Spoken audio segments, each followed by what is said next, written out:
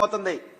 ఆ కడుపు మండతో రగిలిపోయేటటువంటి చంద్రబాబు నాయుడు అదే పనిగా జగన్మోహన్ రెడ్డి గారి ప్రభుత్వం మీద, జగన్మోహన్ రెడ్డి గారు మీద అనేక విమర్శలు, దుష్ప్రచారాలు చేస్తున్నాడు.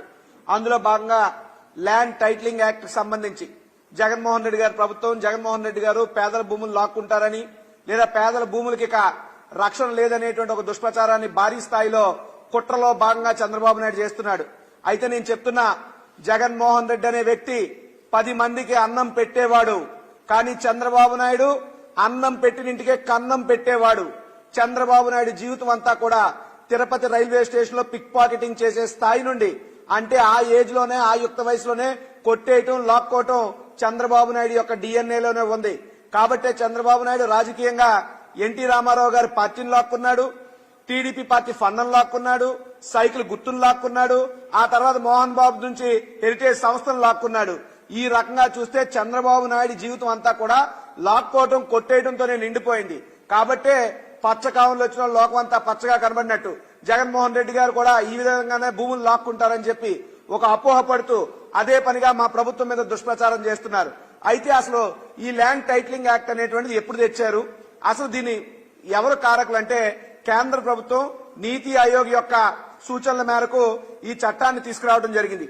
దీనికి సంబంధించి ఆంధ్రప్రదేశ్ రాష్ట్రంలో ఇదే చట్టం మీద చర్చ జరిగింది. ఈ చట్టాన్ని అప్పుడు ఆమోదించడం జరిగింది. 29 జూలై 2019లో ఈ యొక్క చట్టం గురించి ఆంధ్రప్రదేశ్ రాష్ట్ర అసెంబ్లీ అంటే ఏంటి, ప్రజల కోసం, ప్రజల చేత ఎన్నుకోబడినటువంటి ప్రజాస్వామిక వ్యవస్థలో, ఈ ప్రజాస్వామ్యంలో దేవాలయంగా భావించేలాంటి ఒక నిండు అసెంబ్లీలో తెలుగుదేశం పార్టీ సీనియర్ శాసనసభ్యుడు, ఆ పార్టీ పీఏసీ చైర్మన్ గా ఉన్నటువంటి పయ్యావులు కేశవులు మాట్లాడినటువంటి మాటలు మనందరికీ తెలుసు. ఆయన ఏం మాట్లాడాడో ఒక్కసారి నిండి అసెంబ్లీలో వీడియో రూపంలో చూద్దాం. ఈ బిల్లును మేము ఆమోదిస్తున్నాం. అయితే తప్పకుండా ఈ బిల్లును మేము ఆమోదిస్తున్నాం. అయితే మంత్రి గారు చెప్పినట్టు వారు లక్ష్యాల్ని చాలా స్పష్టంగా చెప్పారు అధ్యక్ష. ఇవాళ భూమి కొనాలంటే భయపడేటువంటి పరిస్థితులు ఉన్నాయి. అది నిజమైనటువంటి టైటిల్, డిస్ప్యూటెడ్ టైటిల్ అనేటువంటిది. ఈ పరిస్థితుల్లో ఈ బిల్లు రావాల్సినటువంటి అవసరం ఉందనేటువంటిది భారతదేశ ప్రభుత్వం కూడా గుర్తించింది అధ్యక్ష. ఇది need of the hour. Land title clear గా పెట్టకపోతే ప్రాబ్లం అవుతుంది అనేటువంటి ఉద్దేశంతో భారత ప్రభుత్వం కూడా ఈ యొక్క చట్టం అనేటువంటిది నీడ్ ఆఫ్ ద అవర్, దీన్ని భారతదేశ ప్రభుత్వం కూడా గుర్తించిందని చెప్పి ఈ యొక్క చట్టం తీసుకురావడం రాష్ట్రానికి, ప్రజలకి, రైతులకి చాలా మంచిదని చెప్పి, ఈ చట్టం చాలా గొప్పదని చెప్పి, ఆమోదయోగ్యం అని చెప్పి దీన్ని నిండు అసెంబ్లీ సాక్షిగా తెలుగుదేశం పార్టీ ఆమోదిస్తుందని చెప్పి పయ్యావుల కేసులు మాట్లాడినటువంటి మాటలు వీడియో రూపంలో చూసాం. అదేవిధంగా ఆయన మాట్లాడినటువంటి on the floor of the house assembly records వేదికగా ఏదైతే మాట్లాడాడో ఏం చెప్పాడు ఆయన, అధ్యక్ష ఈ బిల్లు తప్పకుండా ఒక పాజిటివ్ డైరెక్షన్ లో వెళ్లే బిల్లు, ఈ బిల్లును మేము ఆమోదిస్తున్నాం. ఈ బిల్లు కొత్తగా ఆంధ్రప్రదేశ్ రాష్ట్రమే కాదు, అప్పుడెప్పుడో 1858లో ఆస్ట్రేలియాలో వచ్చింది. అంతకుముందే ఆంధ్ర రాష్ట్రం కంటే ముందే కూడా కర్ణాటకలో భూమి అనే పేరుతో వచ్చింది, మరో రాష్ట్రంలో వచ్చింది. ఇవన్నీ అమలవుతున్నాయి, ఇవి మంచి కోసమే అని చెప్పి ఆ రోజు అసెంబ్లీలో మాట్లాడిన వ్యక్తులు మరి ఈ రోజు మాట్లాడుతున్నటువంటి మాటలకి ఏమన్నా సంబంధం ఉందా? చంద్రబాబు నాయుడుని అడుగుతున్నా, అంటే నువ్వు అసెంబ్లీ వదిలేసి వెళ్ళిపోయావు కాబట్టి అసెంబ్లీలో మీ సభ్యులు మాట్లాడినవన్నీ మర్చిపోవడం మీ ఉద్దేశమా, లేకపోతే నువ్వు మీ సభ్యులు అందరూ కలిపి గజనీలాగా ఏమన్నా తయారయ్యారా? సభలో ఉన్నప్పుడు ఒకలాగా, సభ బయటికి వెళ్ళాక ఒకలాగా, ఏదో జగన్మోహన్ రెడ్డి గారు చెప్పినట్టు చంద్రముఖిలా వ్యవహరిస్తున్నావా చంద్రబాబు అని నేను ఆయన అడుగుతున్నా. ఇదే చంద్రబాబు నాయుడు ఈ చట్టం గురించి అందరికీ కూడా ఐవీఆర్ఎస్ కాల్స్ చేస్తున్నాడు. ప్రజలకు విజ్ఞప్తి చేస్తున్నా, వచ్చేవి ఐవీఆర్ఎస్ కాల్స్ కాదు, వైరస్ కాల్స్, ప్రజాస్వామ్యానికి పడుతున్నటువంటి వైరస్ కాల్స్ అవి. ఎందుకంటే ఈ చట్టం వల్ల ప్రజలకు మంచి జరుగుతుంది కాబట్టి, రైతుల యొక్క స్థలాలకో, పొలాలకో, వారి యొక్క భూములకో రక్షణ కలుగుతుంది కాబట్టి చంద్రబాబు నాయుడు లాంటి భూ దోపిడీదారులు, చంద్రబాబు నాయుడుకు తొత్తులుగా ఉన్నటువంటి రియల్ ఎస్టేట్ వ్యక్తులు, అటువంటి వాళ్ళందరికీ కూడా ప్రజల యొక్క భూములను కొట్టేయడానికి అవకాశం ఉండదు కాబట్టి ఈ యొక్క రక్షణ చట్టంతో అటువంటి భూ దోపిడీదారులు కాళ్లు చేతులు కట్టేయబడతాయి. కాబట్టి ఈ రోజు వీళ్ళంతా మూకమ్మడిగా చేరి జగన్మోహన్ రెడ్డి గారి మీద, ఈ ప్రభుత్వం మీద ఇన్ని అవాకులు చవాకులు మాట్లాడుతున్నారు. సరే, మీకు ఇంత దమ్ముంది కదా, నేను ఓపెన్ ఛాలెంజ్ చేస్తున్నా, నేను సవాల్ చేస్తున్నా. ఈ రోజు అనకాపల్లికి వస్తున్నాడు ప్రధానమంత్రి మోదీ గారు, మీ కూటమి అంతా కూడా కలిపో మీటింగ్ పెడుతుంది. నీకు దమ్ముంటే చంద్రబాబు, పవన్ కళ్యాణ్ గారు చెప్తారు కదా నాకు కేంద్రంలో హోల్డ్ ఉందని, నిన్నే ఛాలెంజ్ చేస్తున్నా పవన్ కళ్యాణ్, నీకు దమ్ముంటే నరేంద్ర మోడీతో ఈ ల్యాండ్ టైటిలింగ్ యాక్ట్ అనేటువంటి ఒక నల్ల చట్టం అని చెప్పించే దమ్ము మీ ఇద్దరు ఎవరికైనా ఉందా? లేదా ముస్లిం రిజర్వేషన్లు కంటిన్యూ చేయిస్తాం, ఆంధ్రప్రదేశ్ రాష్ట్రంలో ఖచ్చితంగా ముస్లింలు 4% రిజర్వేషన్ ఉంచుతామని చెప్పి మోడీతో చెప్పించే దమ్ము చంద్రబాబు నీకుందా, పవన్ కళ్యాణ్ నీకుందా అని అడుగుతున్నా.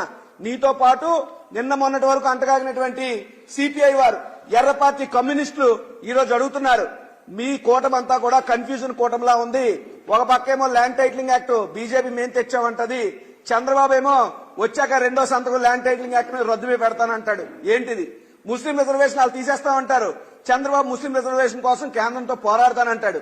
సిగ్గుందా అని అడుగుతున్నా. మీ యొక్క మేనిఫెస్టోని కనీసం బీజేపీ ముట్టుకోలేదే, కనీసం టచ్ చేయలేదే. ముట్టుకోవడానికి కూడా పనికిరానటువంటి చిత్తు కాగితంగా జనసేన తెలుగుదేశం మేనిఫెస్టోని బీజేపీ లేదా కేంద్ర ప్రభుత్వం మీ కూటమిలో ఉన్నటువంటి పెద్దన పాత్ర పోషిన బీజేపీ చూసింది. మరి అటువంటి బీజేపీతో పోరాడే దమ్ము మీకుందా? కనీసం మీ మేనిఫెస్టోని ముట్టుకోలేకపోయారు వాళ్ళు. ఏమీ చేయలేని దద్దమ్మలు మీరు పోరాడతామని చెప్పి ఎవరు చెవుల్లో మీరు పువ్వులు పెడతారని చెప్పి నేను జనసేనని వాళ్ళని అడుగుతున్నా. అదేవిధంగా ఇందాకే చూశాను పివి రమేష్ గారి ట్వీట్.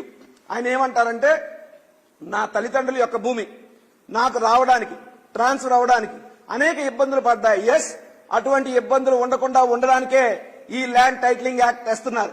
ఈ ల్యాండ్ టైటిలింగ్ యాక్ట్ అనేటువంటిది పేద ప్రజల భూములకి, పౌరుల భూములకి ఒక శ్రీరామ రక్ష లాంటిది. కాబట్టే ఈరోజు చంద్రబాబు నాయుడు ఆ యొక్క చట్టం వస్తే ఎక్కడైతే తన ఆగడాలు ఇంకా చలామణి కావని అర్థమయ్యి జగన్మోహన్ రెడ్డి గారి ప్రభుత్వం మీద ముప్పెట్టు దాడి చేస్తున్నాడు. కాబట్టి ఒకటే చెప్తున్నాను, చంద్రబాబు నాయుడు గారు ఈ రోజు ఎన్ని అవాకులు చవాకులు మాట్లాడినా మరి ఆ రోజు అసెంబ్లీలో ఎందుకు మాట్లాడలేదు? ఆ రోజు అసెంబ్లీలో చర్చకు వచ్చినప్పుడు చంద్రబాబు నాయుడు ఆయన శాసనసభ్యులో ఏం చేశారు? గడ్డి పీకరా, గుడ్డి గుర్రాలకు పళ్ళు తోమారా, లేదా అసెంబ్లీలో నిద్రపోయారా? చర్చ జరుగుతున్నప్పుడు నోరిప్పి మాట్లాడలేని దద్దమ్మలంతా ఈ రోజు ఏం ముఖం పెట్టుకుని ఐవీఆర్ఎస్ కాల్స్ చేస్తూ ప్రజలు తప్పుదో పట్టించే పరిస్థితులు తీసుకొస్తున్నారు. కాబట్టి ప్రజలారా పరా హుషార్, తస్మాత్ జాగ్రత్త. ఇలాంటి దిక్కుమాలిన ఐవీఆర్ఎస్ కాల్స్ మాయలో పడద్దు. జగన్మోహన్ రెడ్డి గారి మాటలు నమ్మండి. జగన్మోహన్ రెడ్డి గారు తీసుకొచ్చినటువంటి చట్టం గురించి ఈటీవీ అంటే తెలుసు కదా, పచ్చ మీడియాకి పెద్దన్న. ఇదే ఈటీవీలో టైటిలింగ్ గ్యారంటీ చట్టంతో మీ భూమికి భద్రత, ఇది ఈనాడులో ఇచ్చినటువంటి ఆర్టికల్. దానికి సంబంధించిన వీడియో కూడా ఉంది. అయితే ఆ వీడియోని డిలీట్ చేయడం జరిగింది, మా దగ్గర ఉంది. భూ రికార్డుల విషయంలో మరింత స్పష్టత నెలకొల్పే దిశగా రాష్ట్ర ప్రభుత్వం ఉపక్రమించింది. ల్యాండ్ టైటిల్ యాక్ట్ 2019 ముసాయిదా బిల్లుకు మంత్రివర్గం ఆమోదముద్ర వేసింది. భూ యజమానుల హక్కులను మరింత పటిష్టం చేయడం సహా భూ తగాదాల పరిష్కారానికి దస్త్రాల తారుమారు వ్యవహారాలను నిరోధించేందుకు ఈ బిల్లు ఉపకరించనుంది. అంటే ఈ బిల్లు వచ్చినప్పుడు, అసెంబ్లీలో మాట్లాడినప్పుడు, చర్చ జరిగినప్పుడు ఈ బిల్లు అన్ని వివాదాలకి ఒక చెక్ పెట్టే విధంగా, అన్ని వివాదాలని పరిష్కరించే విధంగా, ప్రజలకు మంచి చేసే విధంగా కనబడినటువంటి ఈ చట్టం ఎన్నికలు వచ్చే నాటికి ఎందుకని భూ దోపిడీ చట్టంగా, ఒక నల్ల చట్టంగా మీ కంటికి కనబడుతుంది? అంటే పచ్చకావులున్న లోకమంతా పచ్చగా కనబడినట్టు మీకు దొంగలు కాబట్టి, దోపిడీదారులు కాబట్టి ఈ చట్టం మీకు అలా కనబడుతుందని అడుగుతున్నా. ఈ యొక్క దుష్ప్రచారాన్ని నమ్మడం అంటే దున్నపోతు ఈనిందంటే దూడను కట్టేయమన్నట్టే.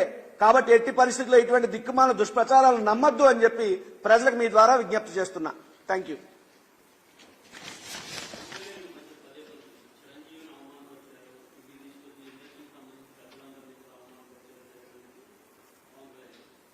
చిరంజీవి గారిని ఎప్పుడూ కూడా ఎవరు కూడా అవమానించలేదు. చిరంజీవి గారి పట్ల అందరూ చాలా గౌరవ మర్యాదలతోనే వ్యవహరించారు.